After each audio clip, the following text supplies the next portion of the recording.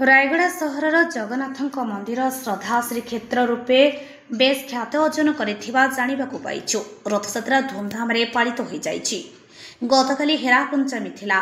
हजार हजार भक्त जगन्नाथ दर्शन पई भीड़ जमाइथिबा परिलिखित जानिबाकु पाइले। हेरा पंचमी हेइथिबा जोगु शह शह लोक महाप्रसाद सेवन करिबा पई घंटा घंटा धाड़ी रे अपेक्षा करुथिबा मध्य देखिबाकु मिलिछि। महाप्रसाद पई टोकेन धरी आतुरता सह लोक मैंने घंटा घंटा धाड़ी रे जगिथिबा देखिबाकु मिलिछि। शेषरे टोकेन थाई अन्नप्रसाद न मिली निराश रे जाइथिबा लोक मध्य देखिबाकु मिलिछि। सेवायत माने प्रसाद पुड़िया बांधी बांधी हालिया होई लोकंकु जोगाई देई पारु नथिले। आज महाप्रसाद अलिया गदारे फोपाड़िबा देखि रायगड़ावासी हताश होई जाइथिले।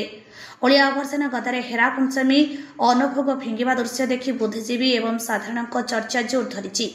भक्त माने कहवा अनुजाई ना से माने खाउछंती ना बांटुछंती ना बिकुछंती। शेषरे बड़ा बड़ी बेकार रे अलिया गदारे फोपाड़ुछंती। जगन्नाथ प्रसाद को एपरी अलिया गदारे कुड़ा कुड़ा न फिंगी उचित पदक्षेप नेबाकु दाबी जणाइथिले।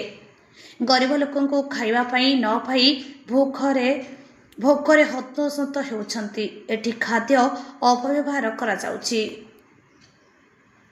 रायगड़ा जिला प्रतिनिधि अजित कुमार भात्रा रिपोर्ट आम ओडिशा खबर।